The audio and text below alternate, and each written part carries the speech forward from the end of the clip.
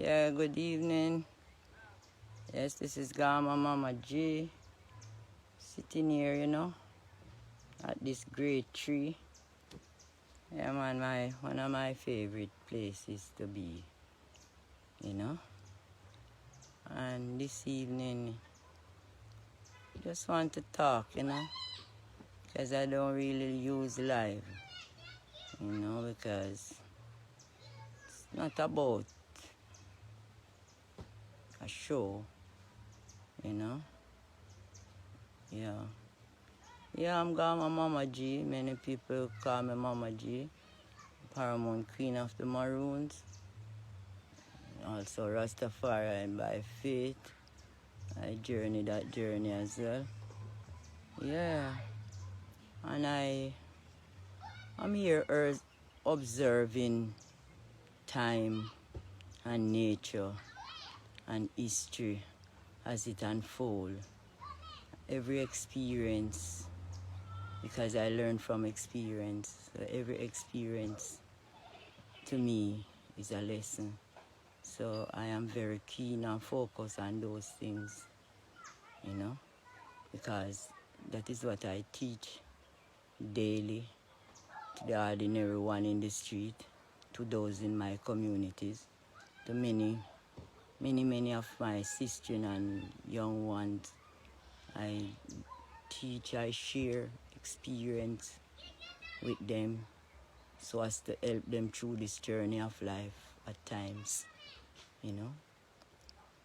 And I just want to expound a little on the Maroon and what the Maroon really save that is essential to all Jamaicans, home and abroad, We save, one of the things we save is family life. If you notice when you visit the Maroon villages and why sometimes people come, because when you go in the wider Jamaica, in Kingston, in the ghettos, some people don't even know their father or their mother. They don't know nothing about their grandparents. They don't know nothing about no auntie. People move away. They live in tenant yard. They get noticed. They move to somewhere else, and people lose touch of their family. When I go into Suriname, people could show me their family from way back when, and it was so strange to me because it is not like that here in Jamaica. It's only in the Maroon villages that you will see the grave of your great-great-grandmother. You know your grandmother, your great-grandmother, you know your grandmother, you know your mother. Yeah, and who you don't know, you grow up knowing their graves. These are some very vital connection to people. Regardless of who you are, what profession you work in, there is a time and a moment, when you reflect and look back, and some of us cannot look far because we are so cut off. So these are things that should be incorporated over the years within university studies and all these things. And the Maroon play more active part because indigenous knowledge that we save, that we are the custodian of this heritage, is for all Jamaican who are African. When they look at the Maroon, they see the strong will of a people determined to survive because they know the history, and that gives them strength. Without good family life, the Maroon could save that because they got land in time. Regardless how they got land, they were sovereign people who know how important it is to have property and land, because the family could not be together and we could not sustain generations without land. So our people, the Maroon, we who came here as sovereign people, becoming from sovereign nations and tribes. When we came here sovereign.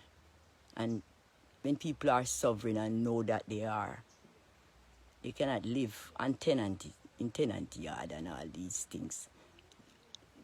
Property and land is part of what is given to them, and they are also the divine stewardess of the land, to protect the land. The land cannot protect itself. The land is like the mother to us. It feeds us, it nurtures us, it provides for us, it shelters us. So, like your old mother, you have to take care of the land. It cannot take care of itself, but it can take care of you. So there's a contract. There's a divine contract. So we are very touched. We are very hurt. We get sick when we see nature and places that we know supposed to be like how they are is not treated in that way. Then as stewardess, we are moved by it because the earth is crying out to us. It is hard for many people to understand that because they are so disconnected from that. You know? Religion and all these things were used to disconnect us. Because while they say look up, because there's a God that you worship, they were taking the land from under our feet. You understand? We came here from vast land, space. We did not ask to be here. We were not seeking asylum. We were not refugees. We were brought here, held as hostage. Who was held? And some of us could not remain in that, would not remain in that. Many great leaders and sovereign leaders who came here in those days even committed suicide rather than go into slavery. And that's sovereign people. They will not, they could not, they will make any effort, they will take any risk to be who they are.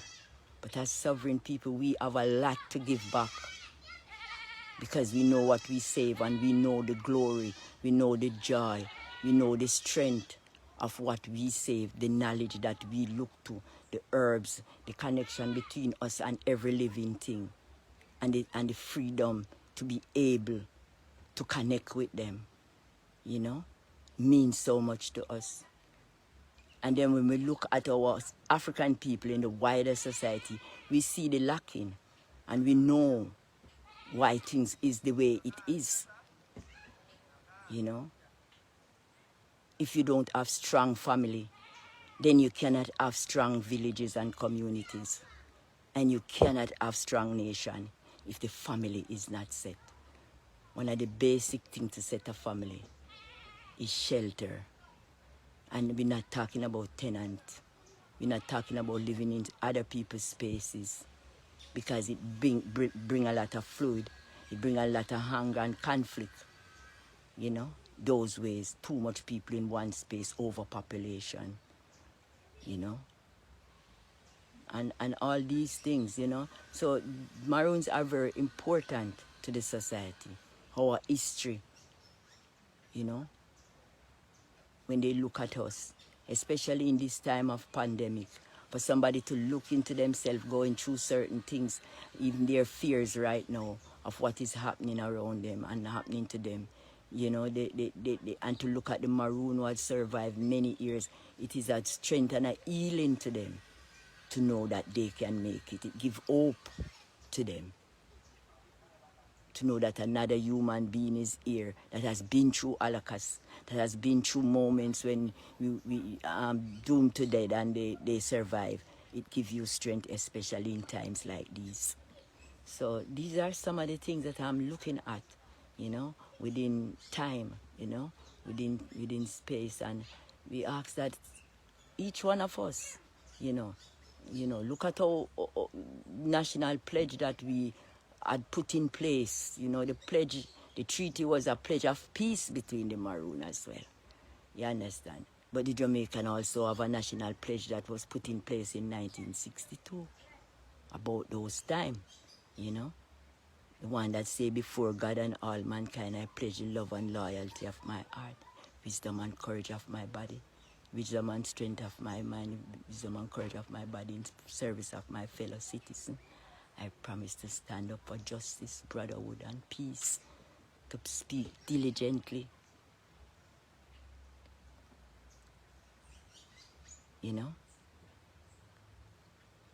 to be creative, so that Jamaica may be under God increase in beauty, in fellowship and in prosperity, and that we will play our part in the welfare of the whole human race.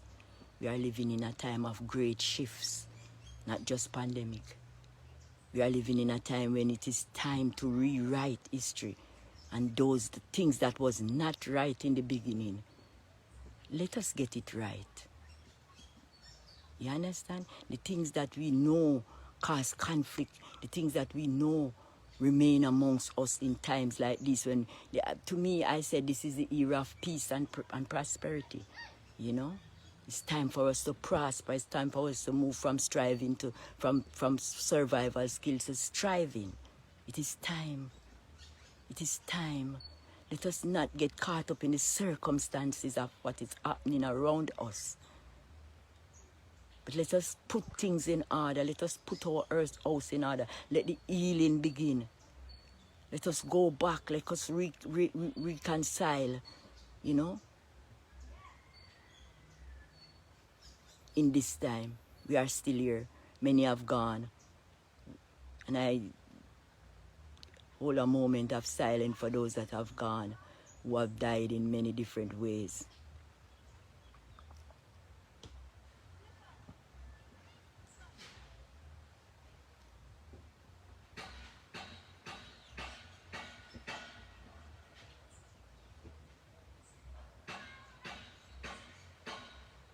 Ashe. We give thanks.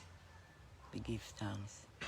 May your journey be light and your path be clear. For all those that journey on from the different reasons today, we honor their spirit while they were here, and we said, walk good.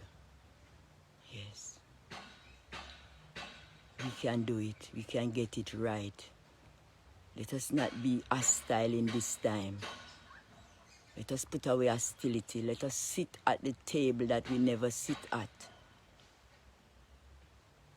Because some of what is happening is unfestered wounds that has never been dealt with from the beginning. Let us get it right for the next generation to come, those that are unborn.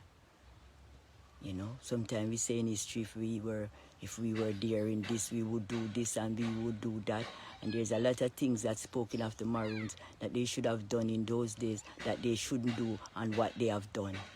And many of them, we know, I've seen it, I've been around, you know, and I've seen that people are people. And experience that people live by can either bring good or bad out of you. It shouldn't be you should learn, but then many people look the other way. Let us extend our hands. There's a lot that we can do. I teach, I counsel. Wherever I see the need in Jamaica, I do not find out if you are a Christian, if you are a Rastafarian, if you are a Maroon, if you are of one political party or the other. Once I see a need and I can talk to people and help them and do something and advise them and suggest, especially those around us who is not fortunate to know as much as you are, I share my knowledge with them. It is time. We are here. It's not only money and other things are resources. Human are resources as well. We are resourceful people, sustainable people. And when you're looking at 2030 vision, what can it be? You know, with this situation, let us put our things together for the benefit of our children. We see what is happening. We are in a great shift. Let us do the right thing so that our children will rise up in those times when they reach this time that we are in and call us blessed. Ashe.